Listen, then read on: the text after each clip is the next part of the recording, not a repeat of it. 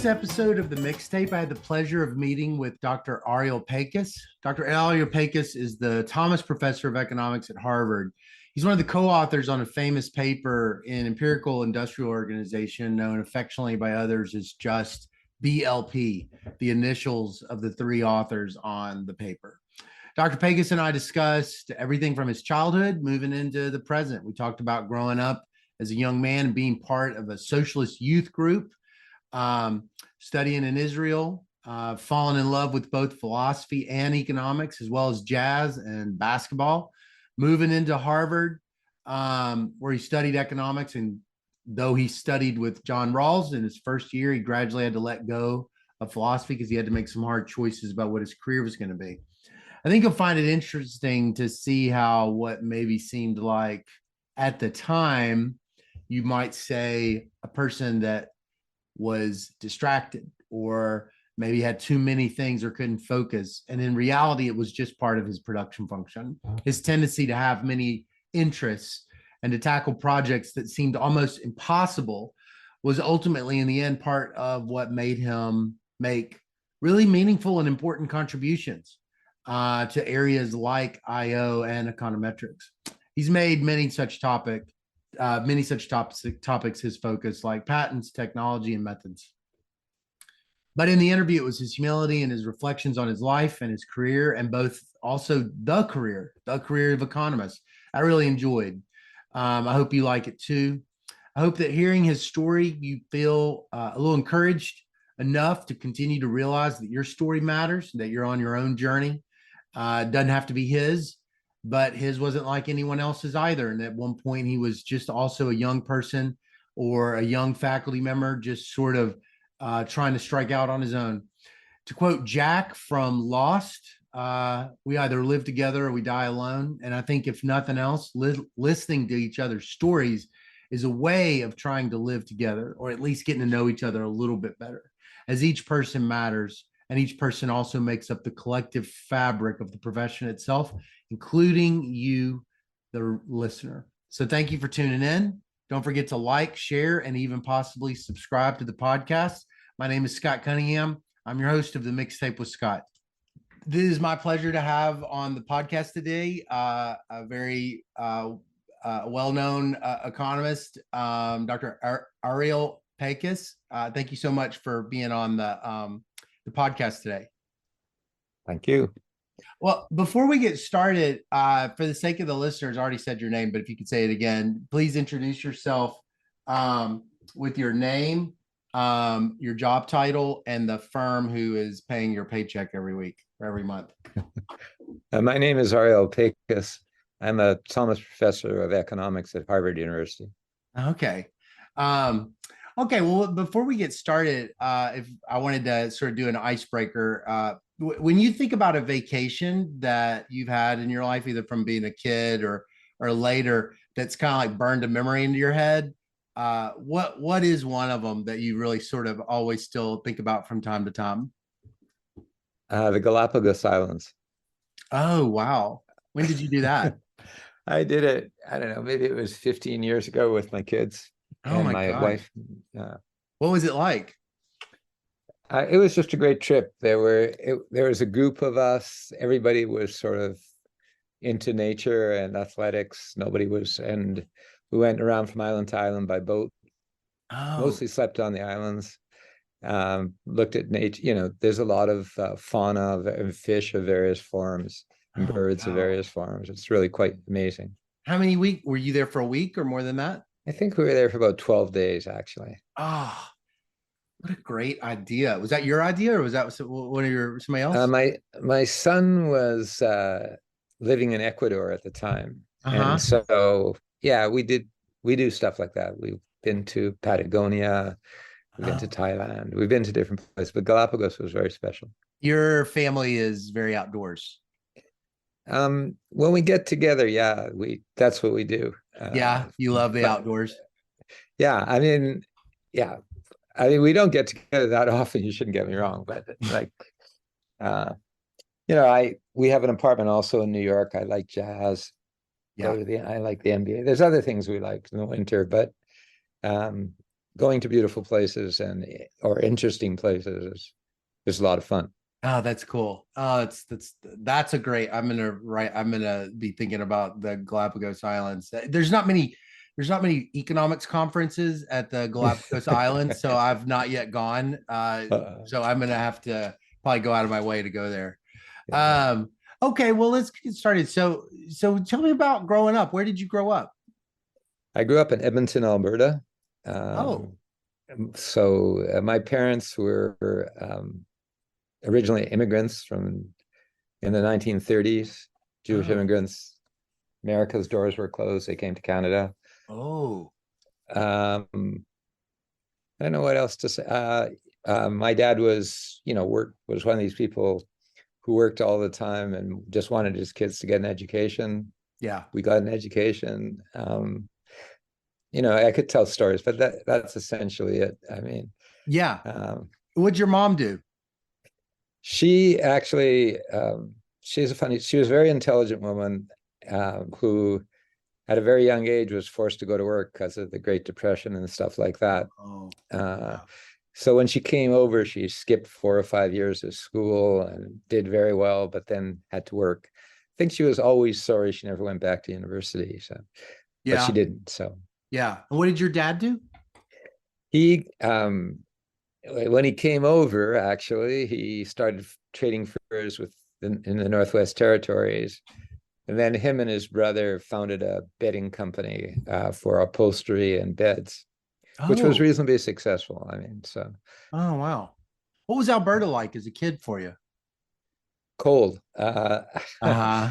um, it's Edmonton, right? It's probably the coldest city in the Northern Hemisphere. It's a real city. Uh-huh. Um, I, you know,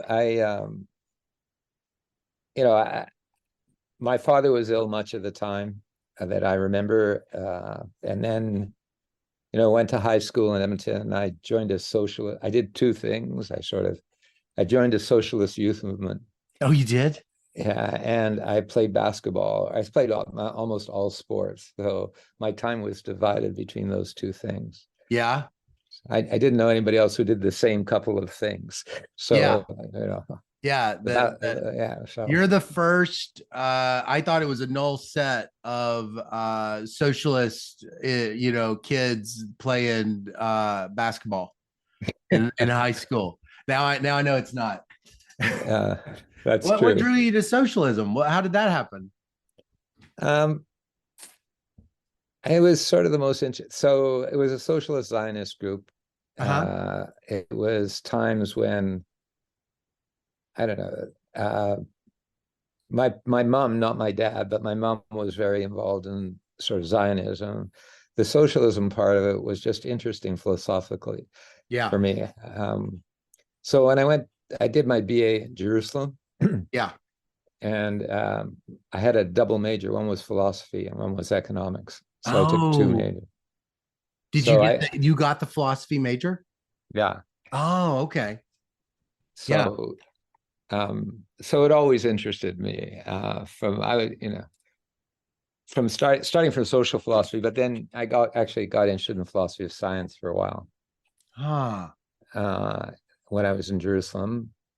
Um, so So you and your mom had these kinds of, is this right? Am I right that you and your mom would have these kinds of conversations about uh not sort of, really, oh, not really? really. Yeah, just the youth movement.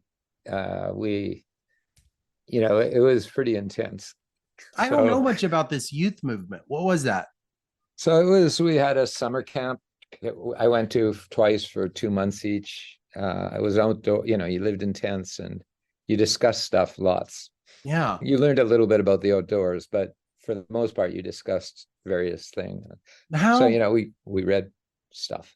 were there a Like, lot of famous Jewish socialist philosophers at that time that was it particularly like a connection of Zionism and socialism, or was it nothing? They're not really connected. no, I think historically, if you look at the beginnings of the labor movement in the United States, it's mostly Jewish immigrants or a lot, not mostly, but there were a lot of Jewish immigrants that were part of that. It Mm. was the Europe there was something called the Bund in Europe, which was Jewish socialism. Oh, There was a lot of that came over at that time. yeah, But my parents weren't particularly socialist. It was just me. I mean, yeah. my mom was Zionist, but not Ah, socialist. yeah. So what about that? So what about what drew you to Hebrew University? I think, that's a good question. There's a few people like me that did things like this, which is, I was bored. I was not happy in Edmonton, Alberta. I think I was just, I don't know, bored might be the wrong word, but I just wasn't happy. And just before, in April or May or something like that, towards the end of the school year, um, yeah, there was this scholarship that opened up at the Hebrew University, and my mom said, if you want, you can apply. I applied and I got it. Oh, I was only supposed to go for a year, but really? I stayed. Yeah, but it was like a foreign student program, Oh, and I stayed for 5 years. So what happened uh, that first year that made you want to stay? it was just, um, it's interesting for a kid who grew up, pretty reasonably privileged and reasonably protected in, North American society. And then you go over to a country where at that time it was a much poorer country at that time. And Mhm. there were people from all over the world. It was really an interesting place in those days. I Yeah. mean, there were all sorts of people coming through from, even the kids from the States that I met. One was going to end up being a reporter for the New York Times. One ended up being the producer of Sesame Street. We had friends that were just all over the place. And Wow. it was really fun. Later, Israel became more religiously connected, and that Oh, turned it me was off a not bit. then. This was the 60s, No, right? This was the late 60s. yeah, I went to Israel just after the Six-Day War, which was in Oh, '67. So I went in '68. huh.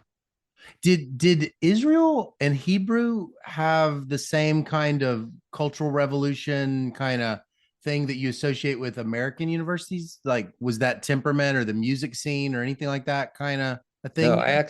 no, not really. So I actually missed out on a part of American society culture, Yeah, those 5 years. So I've learned, over time I sort of picked up some of it, but I missed most of it. yeah. Now, Israel was in a whole different spot. Um, um, in a way, in retrospect, an unfortunate spot, but because they had just won the Six-Day War, it was uh, there was a lot of ego running around, and I think they did Mm, the wrong things. But mm. it for me, I learned. I had friends who were French. We're friends from Morocco. I actually lived in the Arab section of Jerusalem for 2 years. Oh, Uh, was that so it was common? just no, it wasn't. In those days, it wasn't. In the very first days that I came, there wasn't so much antagonism Ah, because um, you know the Arabs didn't want the Jews there, but they did. They cleaned up the water and the old city and stuff. Kids never got dysentery anymore, so there was fairly good. There wasn't great feelings, but they're fairly. I mean, for people like me, there was good feelings because I would come and speak English to their kids and play football with their kids and stuff. But yeah. but Wait, football, American gridiron football or soccer? well, we tried to show them they were much better at soccer than me. So I tried to show them American football. Yeah. But I mean, it Were you, was yeah. go ahead. Sorry.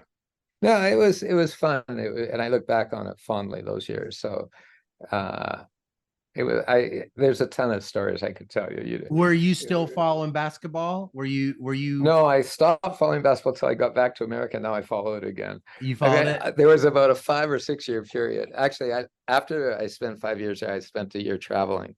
But when I finally got back to America, I started following basketball, and I'm a I'm an addict. I waste too much time on basketball. Yeah. Is it the Yeah. same team now? You said New York, so I'm assuming it's the Knicks or something. It was the Knicks, and now it's the Celtics. Now that I'm back in Boston, so Oh, right. uh, Okay. Yeah. What was it when you were a kid? Who were you following when you were a kid?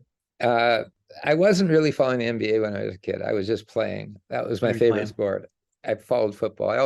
I played all sorts of crazy sports. At least Yeah. I wasted a lot of time. Other than that, yeah. Yeah. So Well, so at Hebrew in the 60s, I interviewed Shoshana Grossbard and she went to Hebrew. And I want to say that she was, I can't remember if she said which university professors from America were there. I want to say she kept saying some Chicago people, but that there it was a very heavy, it was a very good place for economics. Was that like what it yeah, was for you? yeah. It was at the time I was there. It was really super. There were a lot of superstars there. Who all was Well, there? the older guy who sort of set up the place was a guy named Don Patinkin, who wrote a monetary policy, a very important book on monetary policy. Um, there was a guy named Michael Bruno who taught me development and planning, and he was he was the governor of the Bank of Israel for a while after that, and then he was also the head of the World Bank, vice president of the World Bank. Mm. He had, I think over the years he probably had offers from many of the major universities in the States. There's a guy named Yoram Ben Porat, Yeah. who was a labor economist, famous labor economist, I think he did the first model of education. Yeah. There's a guy named Menachem Yaari, who was a theorist, who was a famous guy. It was really stacked. So how did you end up in econ at Hebrew? You're because you do this master's in econ, so I'm assuming that you sorted kind of sooner, relatively quickly. Yeah. Well, I mean, yeah, I, you know, I think my professors in philosophy also wanted me to do a doctorate in philosophy. My attitude towards philosophy was it was really interesting, but many of the questions that I wanted answered hadn't been answered since time immemorial, and I wasn't going to answer them. And so an economics seemed just more real world to me. Yeah. So I did that. Um, I tried other things. I took a year off after my MA, tried to be an author, decided I wasn't good at that. Um, did a bunch of little things. I was on a university I was an editor or an associate editor of the university magazine. That was fun, but I knew I wasn't going to, eventually I worked out I wasn't going to be a journalist. Right. So I stayed with economics. Well, I'm not, so go ahead. yeah. You No, go I ahead. wasn't sure when I got here to Harvard. That's Yeah. why while I was away, I had to send applications to graduate schools and I got accepted to Harvard with scholarships and stuff. Yeah. And when I came here, I wasn't sure really what I was going to do, whether I was going to try and be a journalist or being an economist. Or I spent my first half a year studying with a guy named John Rawls in the philosophy department. Oh, you did really? Yeah, because The first that year was you of the econ PhD program, you yeah, were studying with Rawls? yeah. But Huh. you shouldn't get me wrong. In the second half of the year, I had to catch up to everybody else. It wasn't easy. Yeah, yeah. The dual graduate work at Harvard in Rawlsian philosophy and micro sequence seems kind of intense. Yeah, it was pretty intense for a while. Well, so you get this experience of econ, but it's like I guess it doesn't really fully grab you even at Hebrew because you sound like you're on the fence a little bit because you sort of travel around and Yeah. stuff. Yeah, I think what happened with me is, when I finally decided that I was going to be full head economics, I wanted to do the economics of technological change, Mm-hmm. uh, which ended up being the hardest topic in the world to do, as far as I could tell. So, I took steps back from that and tried to figure out what you would need to do in order to study it. And Yeah. that's how I got into industrial organizations. Yeah. So, Yeah. uh, When was so that? Was that the first year or that was like a little bit later? no, it was later. My thesis was really supposed to be in technological change, and it wasn't technological change. Shouldn't get me wrong, but there was no framework that I liked, that I thought was good. Hmm. So I took a step back. I think a little bit my philosophy background sort of told me to just take a step back and look for a framework, a model to analyze could use the data together with the model. I did spend quite a bit of time in my last few years studying econometrics. Yeah. When I came in, I didn't have any math degree. I never took any math courses formally. Yeah. I did read math books, but I never took math courses. Oh, even at Hebrew, you did. Yeah, I didn't. They didn't push you on that. No, because I did okay the way I did it. I studied by myself a little bit, and then I wrote a paper when I was a graduate student last year of my graduate school. I wrote a paper with a guy named Rick Erickson, who was an assistant professor here, just starting assistant professor, and I was finishing graduate school. Mm-hmm. And he convinced me that I should read this math textbook, Royden, and do every second problem. So I did that. Every second problem? Yeah, because it would have taken forever to not do everything. So I did that. And, that's when I sort of started becoming a little more technical. Yeah. He was a stochastic process guy. He was very good at math. Yeah. Yeah. So what was the puzzle? I guess there was some puzzle with technological change that you felt really dissatisfied with something. Yeah. What was the deal? Well, I mean, you needed to know what was generating the incentives. So you needed a demand system. You needed a cost function or a production function. You needed to know how people made investment decisions. None of that was in the literature at the time. I mean, it was in the literature, you shouldn't get me wrong, but it wasn't in the empirical or applied literature. Got it. So the goal was to sort of put that together into a framework that could be usable. You were saying that was it ambitious of your did they think it was pretty ambitious what you were going to try to do?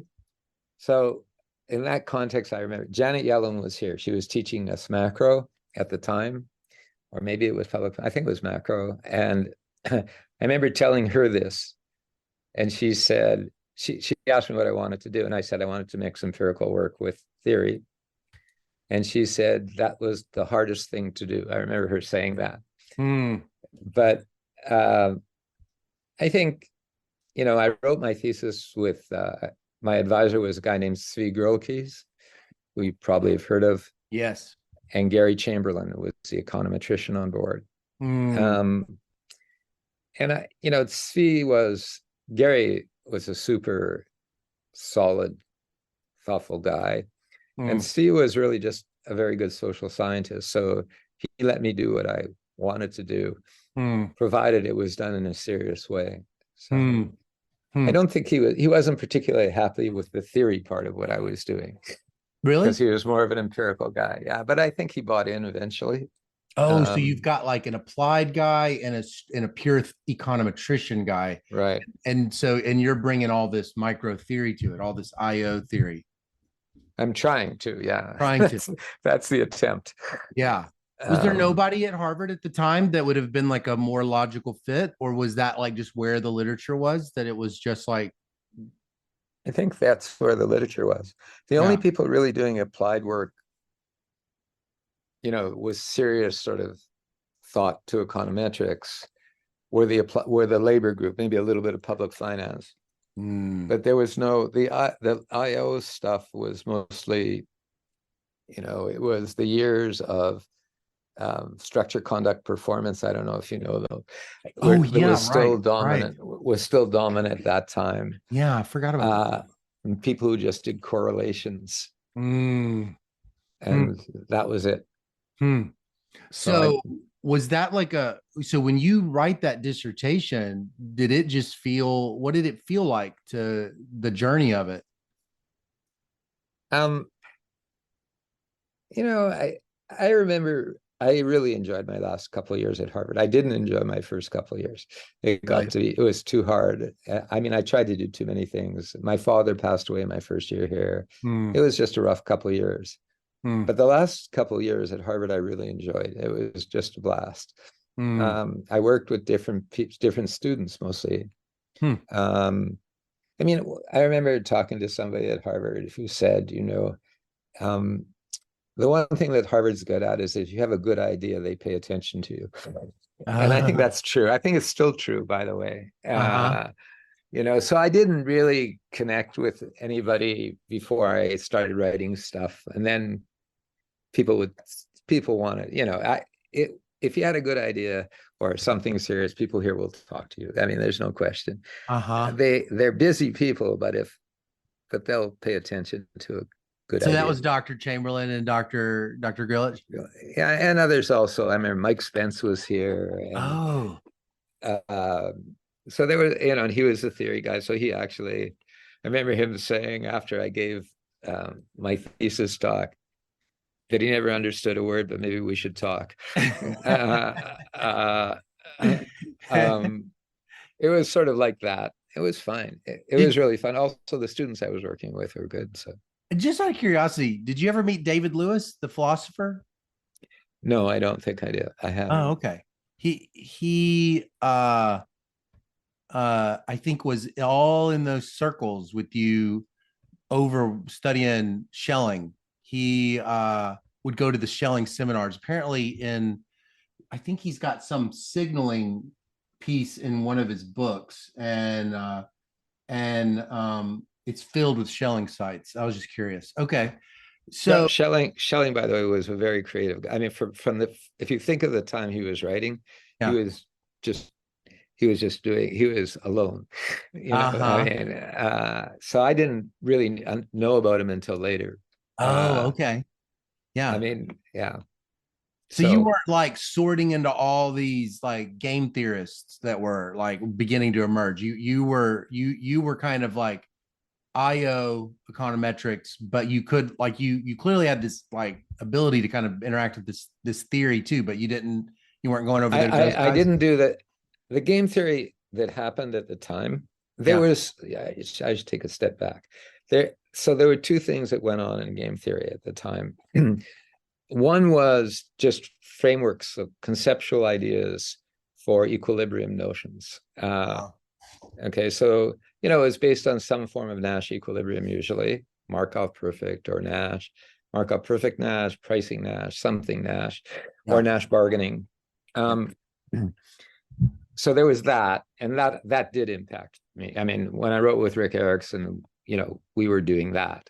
Mhm. Um, the theorists were doing it in a way of just showing that there was this notion of equilibrium that made sense.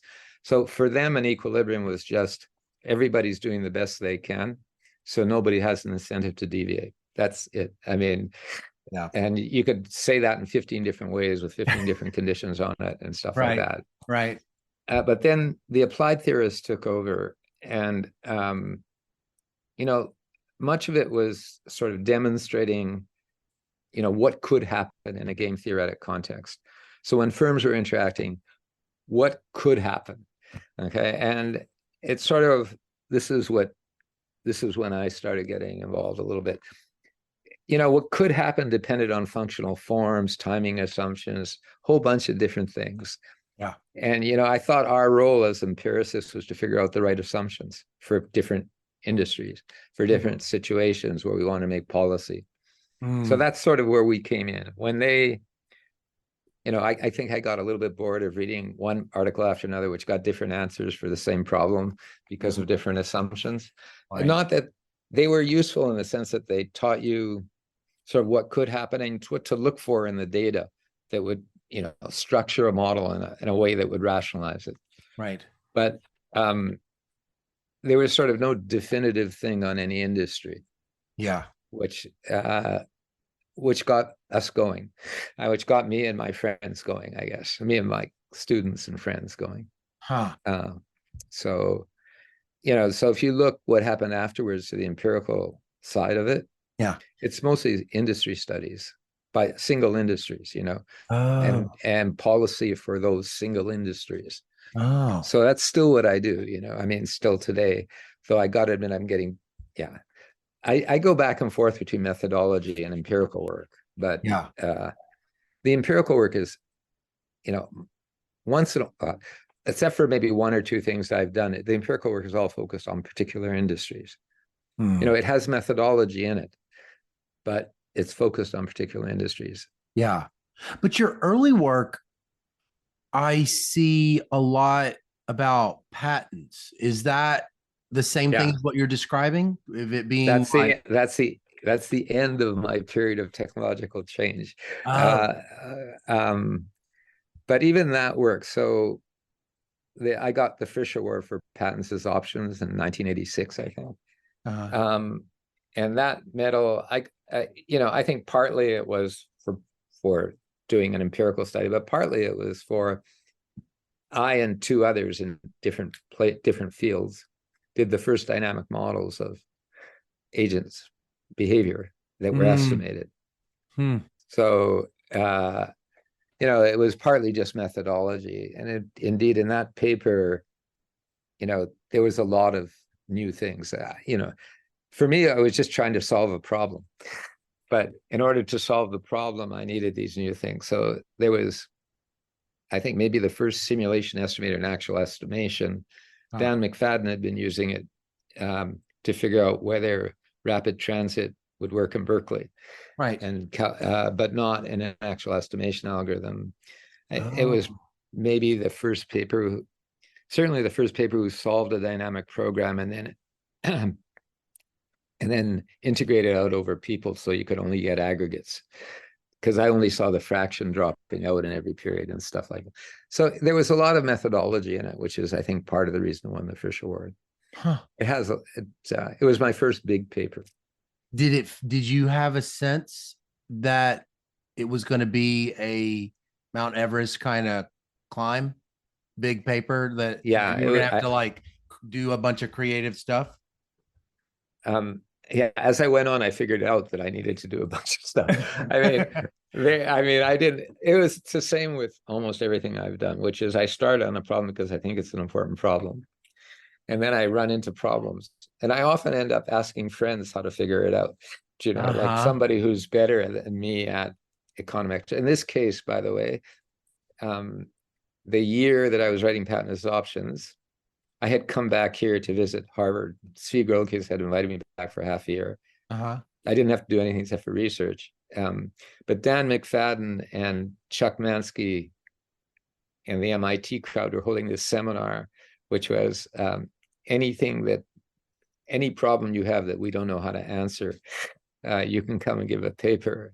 So I gave a paper. I got a lot of ideas. I mean, it was very helpful. I mean, they didn't solve it, but Dan, I think it was either Dan or Chuck mentioned, you should try looking at simulation estimators and stuff like that. So there was a lot going on here at that time. Huh. Uh, You said and McFadden was doing that, but he was not doing it. Did I hear I you mean, right? as far as he's Dan's one of my heroes. Okay, so you shouldn't get me wrong. The BART project, if you Yeah. look back at the report on the BART project, I don't think it might not have ever been published. I have a copy somewhere. Ah, The way they evaluated what would happen is they did simulations of, people, and then they post facto, they looked to see if they were right or not. And they did very well. mm, So that's the one thing about simulations that I knew about before I started my paper. yeah. Now, Okay. there may be more out there that I just don't know about. You shouldn't get me wrong. Yeah. So Yeah. um, So he suggests this to you. either he or Chuck, I remember them both being there. Jerry Hausman was also there making suggestions. There was a lot of them sitting around. These were the greats of those days. Yeah. And Gary was probably there too, Chamberlain. I can't remember that, but I do remember the three of those guys. And it lasted, instead of lasting an hour, I think it lasted 2.5 hours. Everybody just stuck around trying to figure out the answers. So what's the puzzle that you present to them? What is it that you were like nothing else works right now? And so what was it exactly? So there's a computational puzzle of how to solve a dynamic program and then for different people and then integrate out and get estimators of the parameters that were heterogeneous across the population. Oh, right, So, right. I mean, that sounds technical, but it was, Well, why were yeah. you even asking that in the first place? Why were you asking it and like it hadn't been asked before? So I wrote a paper as a graduate student with a guy named Mark Shankerman, who's now at the London School of Economics, on the rate of obsolescence of knowledge. So people, had been constructing knowledge stocks with with the normal depreciation rates of capital, which are usually 2 or 3% for structures and 5 to 10% for equipment, depending on the equipment. Yeah. And we thought that we found some old data in a paper by Nordhaus, and about patents dropping out, not paying their renewal fees. Oh. They start, and so that's what patents as options. My paper was all about. Okay. What can you tell from people not paying their renewal fees? What was the value of the patent? Oh. So so Mark and I looked at this and wrote this little paper that said, you guys got it all wrong. This is not about the depreciation of physical things. It's about the depreciation of knowledge, how knowledge gets obsoleted. And that rate is much different from the rate of capital depreciation. Can you give me an example of what that means? Like give me an example with a patent of that kind of thing happening. You have I don't know, let's take pharmaceutical. You have a pharmaceutical that does X and another, and it's very productive. It doesn't really ever decay physically. Right. You can, okay. But another pharmaceutical comes along, which has less side effects. And is cheaper. Right. And then it goes away. But not because of physical decay, just because of the next time something comes along that obsoletes it. Oh, that's really interesting. Because it's an idea. It can't really disappear. Right. Yeah. Is that a social? How does that enter into the welfare function? You losing that? Do you lose it? No, I mean, it's knowledge which builds on knowledge. Right. Okay. So there's externalities involved always, because the second guy who does the second thing knew about the first thing. Right. So all of the knowledge producing stuff has externalities involved with it, which is the problem with it. So patents themselves are an institutionally created property right. Yeah. There's no real, they're created to give people incentive to discover things. Mm-hmm. And again, give them, that if they didn't have patents, they wouldn't get any return from it, or get a very small return from it. Mm-hmm. Because somebody else could copy the thing. Yeah. Yeah. And so that's it. I guess I gotta put my power cord on, or my computer's gonna die. Okay, I'm gonna pause it real quick. Okay. Well, it's funny the way you're describing it.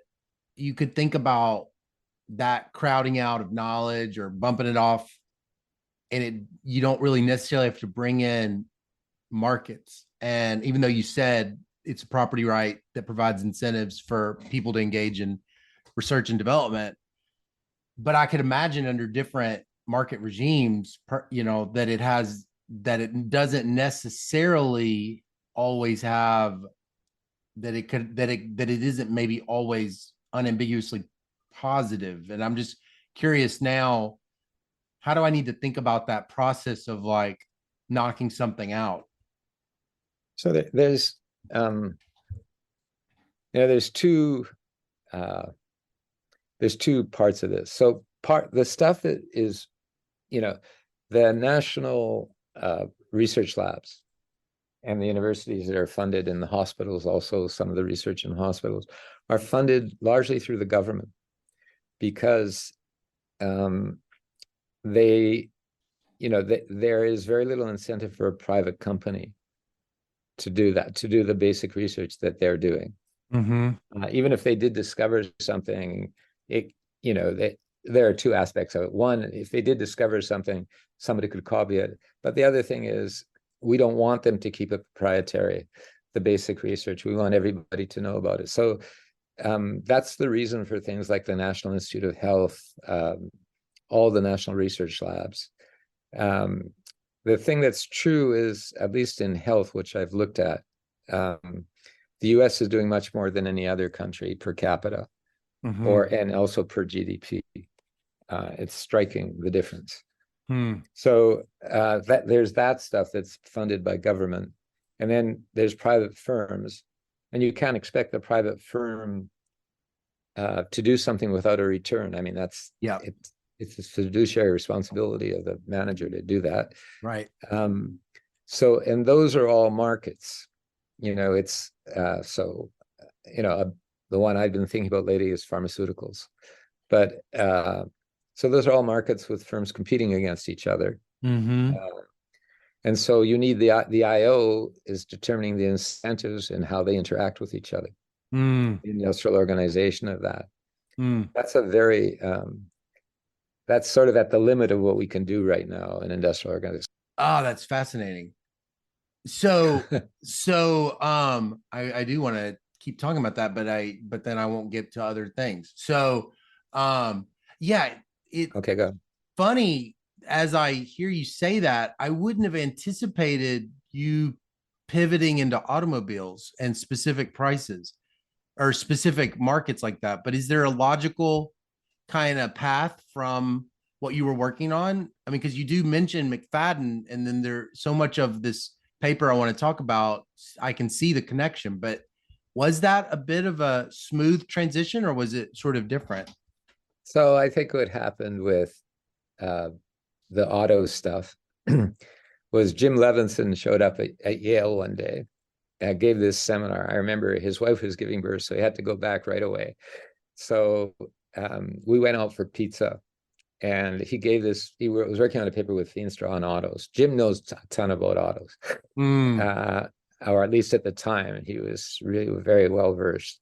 And Steve, Barry, and I and Jim went out for pizza quickly, so we get Jim. And I think I sketched, or maybe Steve and I sketched out on a napkin how you would do BLP, how you would do this right. And I remember telling Jim, if you come back in the summer, we'll do it.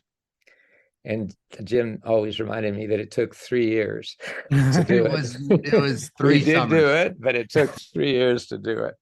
Yeah. Wait, so that's funny. So he presents this paper, which somehow is incomplete. What is he talking about? No, he was talking about the relationship. I'm trying to remember now, between characteristics and prices, and competitors' characteristic and prices. It appeared, I think, in the Review of Economic Studies. I don't remember exactly the details. But the thing about autos that first of all, Jim was fun, and he had the data and he knew stuff. But the other, again, when I work on a applied project, I try to work with somebody who knows the industry. So, so he did. But the other thing was something that Zvi Griliki's always taught me is you should work on something that people care about. And the auto industry at the time was probably the biggest manufacturing industry in the United States. Oh, yeah. It is not anymore. Right. So people cared about I remember, there's this famous quote that as GM goes, so goes the American economy, or some crazy thing like that. But when we said we knew how to do demand for autos, people paid attention. Oh. So did you care about automobiles, or was it just like you learn to care? Yeah, you learn to care. You study, you read books about it, you talk to people in the industry. Similarly, I did telecommunication equipment once with a paper with Steve Ollie, which took a long time. And it's my most cited paper, but I learned a lot about telecommunication. Yeah. And now I'm learning a lot about pharmaceuticals. So you try and work with somebody who knows knows the industry. So again, if you go back to what we're trying to do, we're trying to figure out how to analyze an industry. There's tons of models around, but we want to pick the aspects for the model that mimic the industry, so that we can do counterfactuals and things like that. Yeah.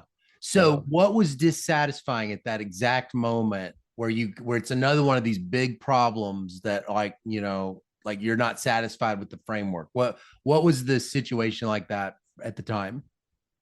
There were two sort of things that were wrong. I mean, I don't know exactly what I thought of at the time. Let me just be careful. Okay, I know what I think about it, which is there were two problems. One was, and I think, by the way, both Steve and Jim were aware of this too. It's not just me.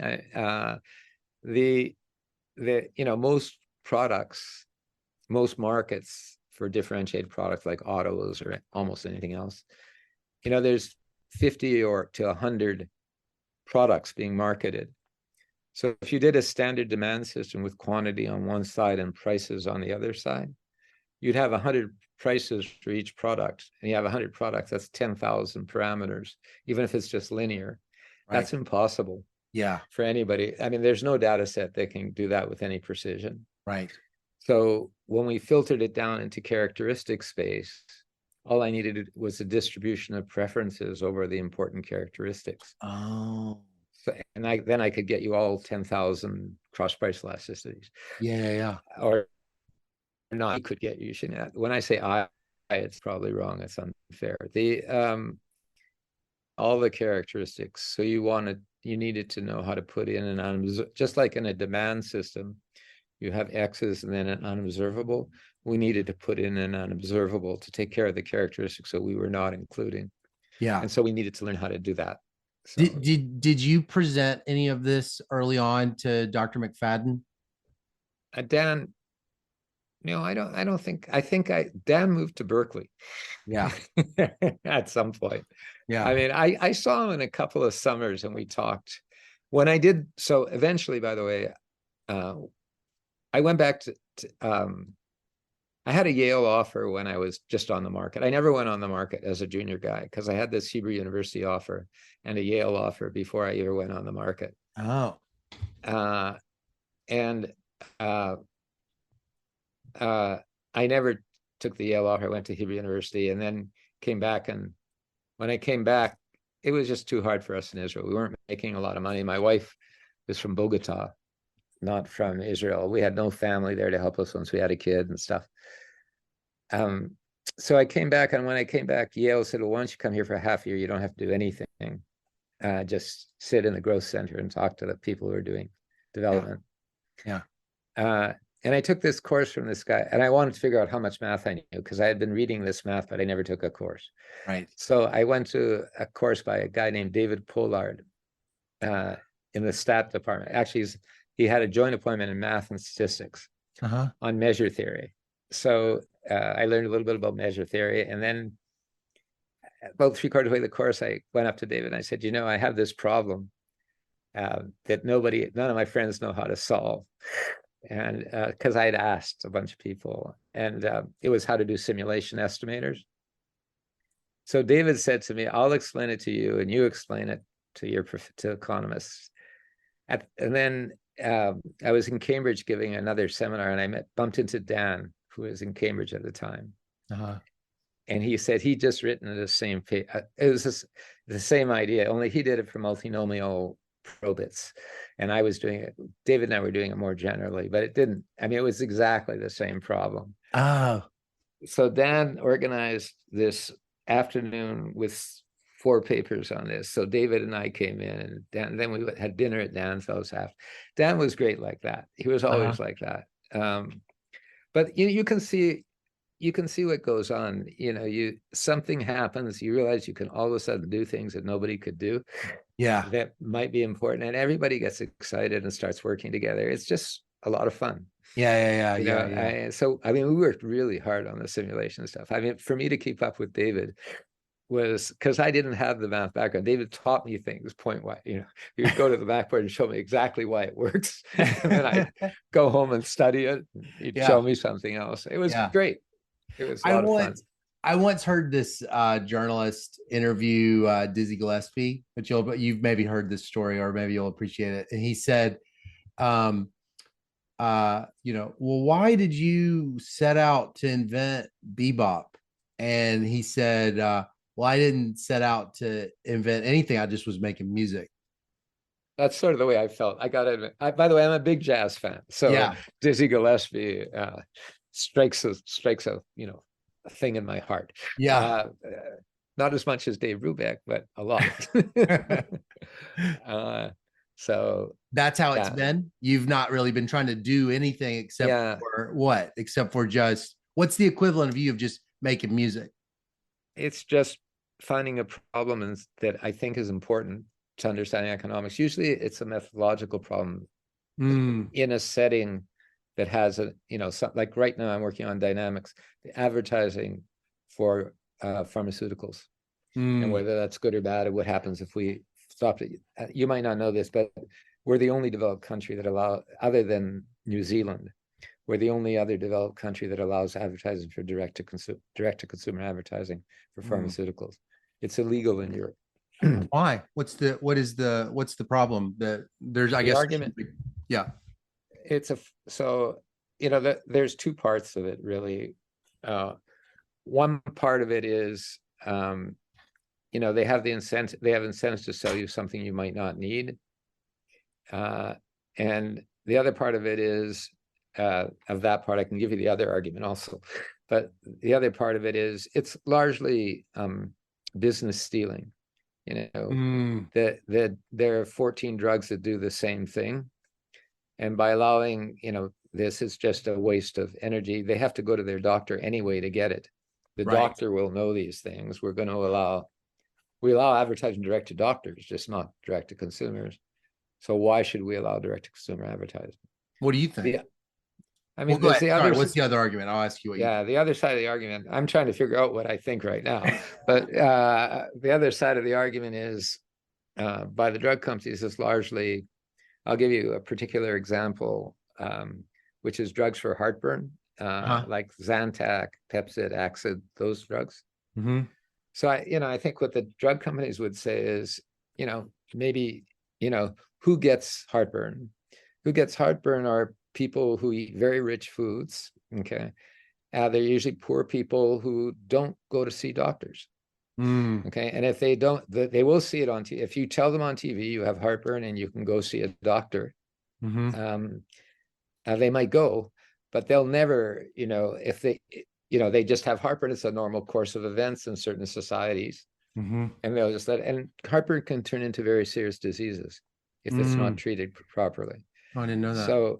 So sometimes it can turn into ulcers and things like that. Ulcers is a good example, by the way, because it's something that in my parents' generation, you probably don't remember this, but lots of people got ulcers and it's very serious. I don't think anybody gets ulcers. I haven't heard anybody getting ulcers anymore. I haven't either.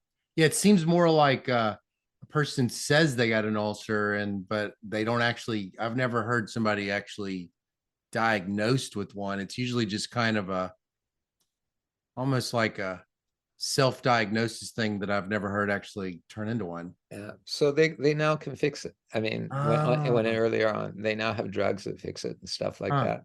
And if you knew about it, you could go to your doctor and get it. So when you study this stuff, everything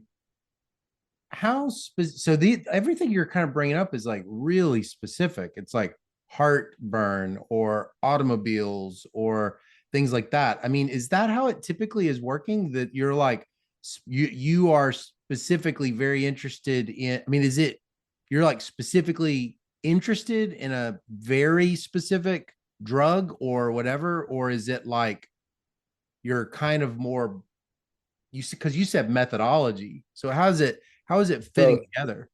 So, it's usually the little stories to get you interested. Yeah. Okay.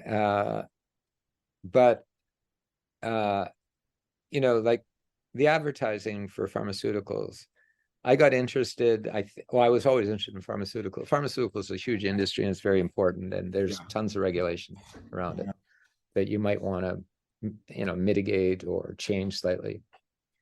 But it also brings up the question of dynamics, because if I advertise today, it causes demand today and demand tomorrow and so on. And if I advertise for my drug, I might take away from the other guy's drug. So there's all of that. That's the part of industrial organization that's least developed now. And I think I know why, and I've written a couple of theory papers on why. So actually with a guy named Chaim Frischman from Tel Aviv, we've written papers called experience-based equilibrium papers. And I thought this was a good example to try the new stuff on. I cared about it, and I could I wanted to learn how to transfer the theory into empirical work, into an empirical methodology. Yeah. And I think we're almost there. So, so even within like health and medicine, you're finding, is it true? Like each of these particular compounds are sufficiently different from a market perspective that you have enough to kind of like do all this novel thing? I would have So always what? thought like you do one and then that's it. No, we do. We're actually we're following industries markets over time. Okay, we're Mm, actually following four of the highest. I'm working with a guy from Toulouse in France named mm, Pierre Dubois. mm-hmm, Um, we're following investment demand and advertising expenditures um, in four drug markets: mm, anti-ulcer, anti-rheumatism, anti-ulcer, anti-asthma, and anti-cholesterol. mm. So, and each one has different parameters. We estimate different parameters. It's a similar model, but the demand systems are different and the reactions to the advertising are different in the different markets. And Can I so, see that like this is like the grandson of BLP? Can in a you way, see the signatures on it? BLP is the demand system we use. Yeah. And then what the advertising does is it increases the quality of the product in the demand system. Oh, that wasn't there. Yeah, yeah. So that's the more newer part, or Yeah, and then that's then the unique part, or one of and them. we never did any investment. So Oh, oh, that's really the newer part. But oh. it does use the BLP demand system, and then it uses everything. It uses the experience-based equilibrium framework. Yeah. It's a framework where a lot of the problem with doing dynamics, this is probably more than you want to know, so you should No. stop me. A lot of the problem with doing dynamics is that if you write down the basic models that theory gave us, Yeah. they're just too complicated. They're too complicated for firms to solve, and they're too complicated to compute on the computer too. Mm-hmm. So this experience-based equilibria is a way of getting around that we're Mm. developing to make it easier to use, and also to probably, hopefully, reflect more of what firms actually do, seeing they can't do the perfect thing. Yeah. Yeah. I was curious. I want to stay on this topic, but I didn't get to ask this, so I just got to return to it real quick. How surprised were you that BLP has become so influential? Was there like a part in your career where you thought, "Huh, this one seems to be catching on like wildfire," or is it not? I mean, I don't really know how it progressed, but was there a part where you thought this really has been very impactful? So uh, BLP is not my most cited paper. I saw that. Yeah, it's another one. It's the one on how to estimate production functions, Right. Right. which was the other year. So there was cost and demand, and Yeah, yeah. but let me put it differently. BLP probably took off faster than any of my other papers, Mm, but I think all the papers that I thought were really solid ended up taking off. So I mm, thought that the Ollie Pakes paper, I thought the patents options paper was really good. mm. Really good for me. They were my best papers. The paper with Rick Erickson were my best papers. It was clear. They took me years to write, and my heart and soul was in them. Yeah. And so, but BLP took off faster than anything else. And the reason was pretty simple, which is they needed it for merger review and things like that. So the Oh, consultants picked it up right away. oh. Did that surprise you, or did you guys kind of know Yeah, that no, that surprised probably me. Now I know more about consulting, but then I think it's surprised. It's not a surprise. I just didn't think about it. That's right? not what we were thinking of doing. We Yeah. weren't trying to present them with a tool. Well, We were trying to figure out how. did you notice at some point you're like, oh, there's some consultants here from McKinsey or whatever. I mean, it's like, did you kind of notice like You can't help but notice they come to you. they come to you? Oh yeah, Yeah, yeah, right, right. They like take you out for pizza and stuff. yeah. I mean, if they're going to use it in a court case and they have Steve Barry or Ariel Pakes or Jim Levinson for that matter on the case, Yeah. it looks like they're serious about it. Right, right, right, right, right, right, right. Wow, wow, wow. That's really inspiring. I don't think that's really neat. Just to see that your passion and heart has always kind of pushed you through all of this. I mean, you you've led with your heart, it seems like. Is that right? You're I led with my instincts. Let me put it that way. oh, okay. Yeah. Uh, that's what, by the way, that's what, my thesis advisor, C. Grillakis, was really good at that. He Uh-huh. understood when something was a real problem. Mm, Uh, so I picked up from different people. You can see I picked up from different people as I went along. yeah. Yeah. So Well, so if you could go back in time and talk to yourself, as your younger self, and like tell them kind of like now you've seen a lot. What do you think you would tell your younger self, maybe like either college, graduate school, or even like whenever? What do you think that you would tell them that maybe would be useful for them to know? I so just apropos on this, I remember talking to my wife and saying, maybe I should have taken math courses. This would have been a lot easier if I would have taken it formally. Yeah. And she said to me, if you hadn't have taken the philosophy courses, you wouldn't have looked at the same problems in the same way. Yeah. And I think that's probably true, by the way. Although, if you ask me for a linear model of how the philosophy course, maybe the philosophy of science course affected me somewhat, but Mm, I don't think, I can think of personal mistakes I made in relationships and things like that yeah. that I would never do again. And I think I remember one of my friends is Al Roth. I don't know if you know who he is. Yeah. Yeah. I love that. So I remember Al and I sitting down and saying, I just never expected to be this successful. He Mm, he had exactly the same response. uh-huh. So maybe if I would have had more self-confidence, I would have done things slightly different. Yeah. But it's because of my lack of self-confidence, I was so careful and detailed about everything I did. Yeah. So I don't know how I would change it. You You don't should want get, to tell your young self anything. It sounds like it's one of these like no, back to the future things. You're gonna be mess nicer everything up. to certain people, to be nicer to certain people. I would have Yeah, totally. right, right. No, tell me about it. Um, so let me ask you this then. When you talk to these young PhD students, and you sort of see, you wish you could tell them things. I mean, is there generic advice that you sort of like to give to young people, or is there something that you think is like the returns to experience that you sort of wish you could just distribute more broadly to young people? Yeah, a little bit. I mean, so different students, I've had a lot of students. Different students sort of are going to do different kinds of things. So, I've had students, I could use names, but who are really good at what they do in a particular field. I've had students who are just very methodologically thoughtful. I've had students who are technically really superior. And each one has, you sort of treat them differently because they're interested in different things and they're good at different things.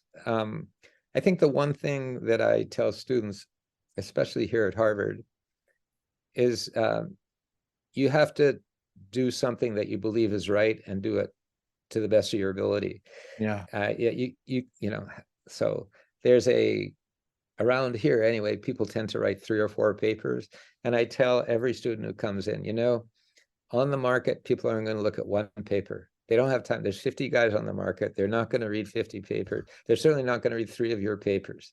Right. They're Okay. not going to read 150 papers. Yeah, they're not going to even read 20 papers, I promise. And your job, is to do something really well that people will pay attention to. Right. Right. So I think that's my major message. And it can be, it can be very empirical. It can be very methodological. As long as you do it right. So, you know, the, at least my good students, they have to be able to explain everything that they're doing to me. I have to understand A, B, how they got from A to B to C to D, and I don't know, it's been useful. And that's, by the way I learn about things, mostly through my students. Through your students. Yeah. Through your students. Part of the production function that is that they're teaching you stuff. Yeah. Yeah. A lot. A lot. Yeah. It's very cool. It's also, by the way, let me just say, many of my good friends are ex-students now. So they're a big part of my social life, never mind my intellectual life. That's So, awesome. That's great. Well, it's top of the hour. I really, really have enjoyed this conversation and apologize for some of the technical difficulties, but I really appreciate you giving me some of your afternoon to talk about your life and your career. okay. Thanks very much. It was fun. Okay. All right. Take care. Bye-bye. Bye-bye. Gonna see us through.